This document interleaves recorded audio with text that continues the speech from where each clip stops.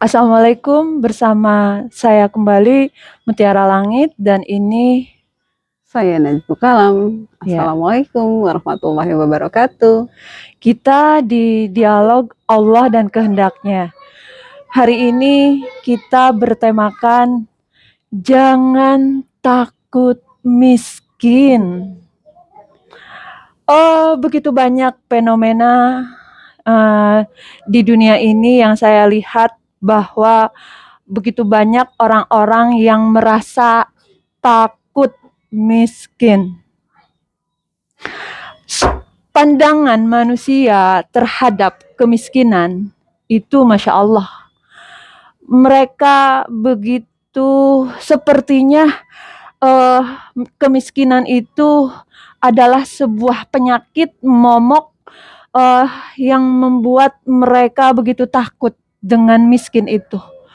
Uh, Sehingga mereka berusaha keras, bekerja keras agar bisa keluar dari miskin atau dari kemiskinan. Itu yang saya lihat. Itu fenomena? Iya, itu fenomena yang ada. Orang-orang begitu takut dengan miskin. Dan orang miskin sendiri mereka ingin begitu keluar dari kemiskinan yang mereka rasakan. Masya Allah. Tapi sekarang kita mau mengajak orang-orang bahwa jangan pernah takut dengan miskin. Atau jangan takut miskin. La haula quwata illa billah. Ketika dalam sudut pandang perspektif manusia ada kaya dan miskin, sebenarnya itu adalah kehendak Allah yang dirasakan oleh manusia, kondisi yang dirasakan manusia ketika itu adalah penilaian, itu adalah sudut pandang dari ketika yang saya mengerti. Penilaian kaya dan miskin yang secara umum manusia bicarakan itu hanya dari satu sudut pandang, yaitu sudut pandang materi. Dan akhirnya di situ seperti ada klasifikasi ketika di dalam kehidupan manusia itu ada kaya dan miskin, ada kemiskinan, ada sesuatu yang ketika dalam materi berlebih yaitu kekayaan. Sebenarnya menurut saya itu hanya sekedar sudut pandang penilaian manusia. Ketika nyatanya semua yang ada pada diri manusia itu adalah miliknya. Harus disadari ketika untuk orang-orang yang berpikir, pernahkah kita berpikir ketika kekayaan itu adalah miliknya? Pernahkah kita berpikir ketika kemiskinan juga itu adalah miliknya?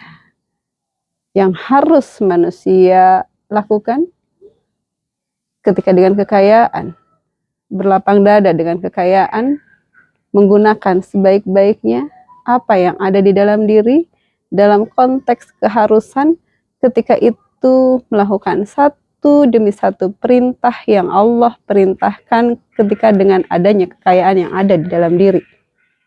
Meskipun hanya sekedar atas nama, ketika nyatanya apapun yang ada dalam diri kita adalah miliknya. Itu sudut pandang personal. Ketika berbicara tentang kemiskinan, ketika sesuatu yang ada di dalam diri dan diri merasa kekurangan, bahkan ketika diri harus tidak makan dalam waktu tertentu, misalkan, ketika pilihannya menurut saya selalu ada. Untuk orang-orang yang seperti itu, ketika manusia harus berpikir dari apa yang harus dilakukan. Ketika bagaimana caranya seseorang untuk bersikap dengan fenomena yang ada di hadapan ketika anggap dalam zona misalkan kemiskinan, manusia tidak ada makanan untuk makan. Pilihannya banyak. Saya pikir pertama, melakukan keharusan yang Allah perintahkan, bagaimana caranya mencari rezeki dalam konteks karunia Allah dengan benar, bersungguh-sungguh karena Allah melakukannya, bukan untuk sekedar pencapaian diri, tetapi melakukannya karena Allah saja. Selanjutnya, ketika Allah masih menguji manusia dalam konteks kekurangan dan akhirnya tidak ada materi, bahkan tidak ada sesuatu yang dimakan, berlapang dada, itu adalah pilihan yang paling ketika menurut saya sesuatu yang bisa dilakukan dan begitu mudah atas kehendak Allah tentunya. Berlapang dada dengan apapun yang ada di hadapan, meski ketika akhirnya kita tidak makan dan akhirnya kita memilih berpuasa karenanya. Yakinnya, adakah terpikir di dalam diri ketika sebenarnya apapun kondisi yang ada pada manusia, ketika dalam tanda kutip orang menggarisbawahinya itu adalah kekurangan, dan ketika tanda kutip orang menggarisbawahinya itu adalah kelebihan, dalam konteks itu adalah materi yang dibicarakan, itu adalah terjadinya atas kehendak Allah. Mengertilah, sadarilah ketika apapun yang ada di dalam diri itu adalah miliknya, termasuk harta yang ada pada diri kita. La haula quwata illa billah. Ada komentar? Masya Allah. Sebenarnya saya pribadi dulu terpikir di dalam diri bahwa saya pencarian mencari keadilan Allah. Di mana ya keadilan Allah? Ketika saya melihat fenomena orang-orang miskin, saya merasa diri ini iba, kasihan melihat orang-orang miskin. Miskin dari sudut pandang materi. Sampai orang protesnya ke pemerintah, orang protesnya ke manusia. Saya di situ ada protes secara implisit ke Allah. Masya Allah. Di mana letak keadilan Allah? Itu yang terpikir. Karena yang terpikir waktu itu kebahagiaan, kesejahteraan manusia itu dari sudut pandang materi. Tapi Masya Allah, atas kehendak Allah suatu saat Allah berkehendak buat saya untuk merasakan secara langsung kondisi dari sudut pandang manusia. Saya itu masuk ke kondisi miskin. Gak ada materi, sangat terbatas, sangat sedikit. Tapi Masya Allah, kehendak Allah menunjukkan kepada saya bahwa materi atau dalam kurung uang itu bukan satu-satunya yang bisa membuat kebutuhan manusia terpenuhi. Yang saya rasakan, yang saya alami, bahwa hanya Allah yang bisa memenuhi kebutuhan setiap makhluknya, baik manusia ataupun yang lainnya. Itu pengalaman yang saya rasa. Bahwa di sini bukan uang, bukan materi yang bisa membuat manusia terpenuhi kebutuhannya, bahagia atau sejahtera di dalam hatinya. bukan itu. Tapi Masya Allah, hanya Allah saja yang saya yakini yang bisa membuat terpenuhinya seluruh kebutuhan makhluknya. Khususnya manusia yang saya rasakan. Seperti itu. Sekarang ungkapan saya lebih ke jangan takut miskin. Karena dengan kemiskinan yang saya rasakan, kita akan menemukan tentang Allah. Bagaimana Allah? Allah itu maha segala-galanya. Allah itu maha mencukupi seluruh kebutuhan manusia. Seperti itu Umi yang saya rasakan, yang saya alami. Alhamdulillah.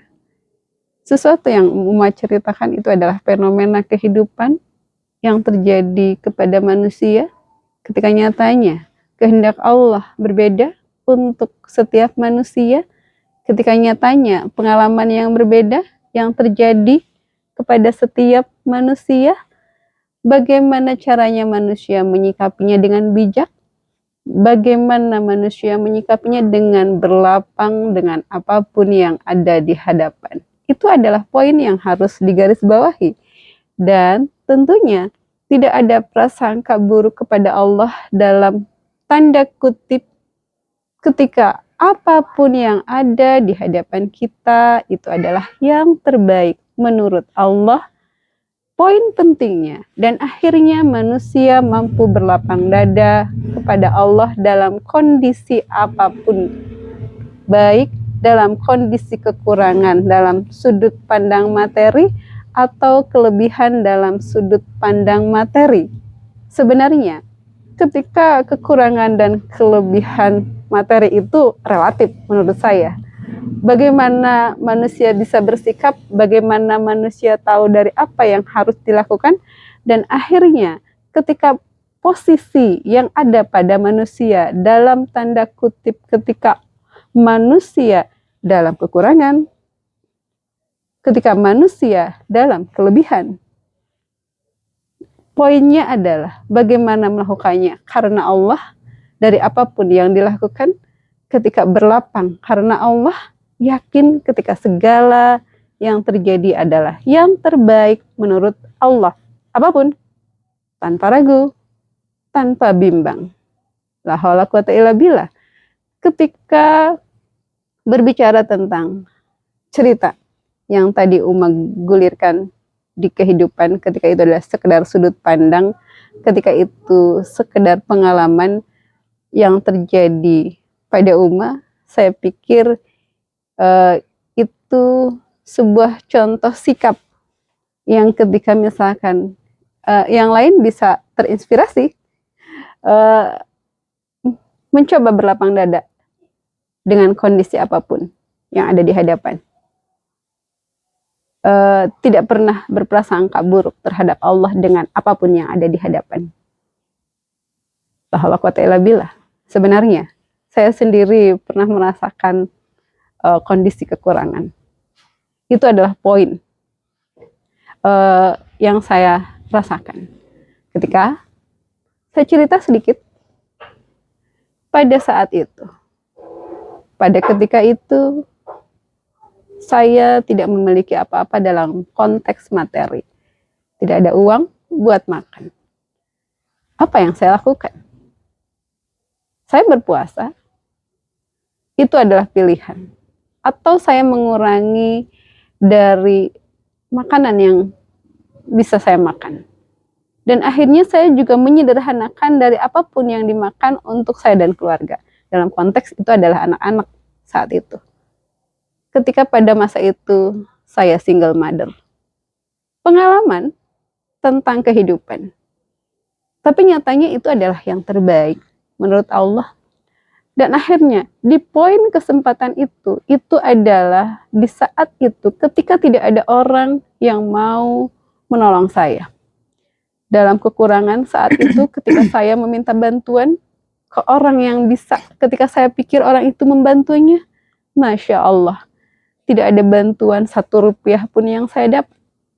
Ketika itu adalah kehendak Allah buat saya, ketika akhirnya pilihannya, saya hanya yakin ketika yang bisa menolong saya itu hanyalah Allah, dan ketika yang bisa membantu saya adalah Allah.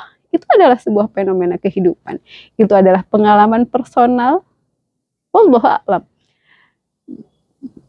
Entah di mana, dimanapun manusia berada. Ketika berbicara kekurangan dan kelebihan, itu hanya sekedar fenomena kehidupan. Itu adalah irama kehidupan, itu adalah kehendak Allah buat manusia, agar manusia mengerti dan merasakan apakah dengan kekurangan kita yakin kepada Allah dengan benar, dengan kelebihan kita yakin kepada Allah dengan benar, dan akhirnya dalam kondisi apapun, baik kondisi dalam kekurangan, baik kondisi dalam kelebihan, orientasi dari apa yang kita lakukan itu hanya kepada Allah saja. Dan akhirnya dari apa yang kita lakukan itu hanya karena Allah saja. Tidak berpikir sesuatu selain Allah, ketika nyatanya apapun yang ada di seluruh alam itu adalah miliknya, milik Allah. Sadarilah, itu adalah kehendak Allah untuk manusia yang berpikir. Begitu Uma. Wallahu Iya. a'lam. Ya, Masya Allah. Umi sebenarnya ada dua kondisi yang saya pernah merasakannya. Ketika di awal saya masuk ke kondisi kemiskinan, ketika hati di situ yang saya rasa hati tidak menerima, hati protes, hati menolak kondisi tersebut. Saya merasakan sebuah kepasikan kepada Allah. Tidak suka dengan kondisi yang saya rasakan. Tidak suka dengan kondisi yang terjadi pada saya. Itu yang saya rasa. Ketika manusia menghadapi kemiskinan, ketika hatinya menolak, akan sangat dekat kepada kefasikan. Itu yang saya rasa. Tapi ketika manusia menerima berlapang dada dengan kondisi kemiskinan, dengan keterbatasan materi, akan berlapang dada, itu yang saya rasa di saat manusia berlapang dada menerima dengan kehendak Allah, dengan kemiskinan yang terjadi, kita akan menemukan Allah itu maha mencukupi. Itu yang saya rasa Umi, Masya Allah. La haula quwata illa billah. Ketika nyatanya, ketika yang terjadi adalah yang terbaik, itu adalah kondisi ketika apapun itu adalah yang harus dinyatakan oleh manusia untuk sebuah keyakinan, dan akhirnya ketika diri berlapang, ketika ungkapan umat tadi manusia merasa ketika Allah maha mencukupi, ketika Allah adalah segala-galanya untuk hidup manusia, tentunya adakah ingatan tentangnya, tentang Allah? Tentunya. Adakah berpikir ketika Allah adalah segala-galanya di dalam hidup? Tentunya. La haula quwata illa billah. La haula quwata illa billah. Masya Allah, kesimpulan dari dialog ini, ketika kemiskinan itu adalah kehendak Allah. Ketika yakin kemiskinan adalah kehendak Allah, manusia hendaknya berlapang dada menerimanya. La haula quwata illa billah. Dari kami, saya Mutiara Langit. Saya Nazmu Kalam. Assalamualaikum warahmatullahi wabarakatuh. Waalaikumsalam warahmatullahi wabarakatuh.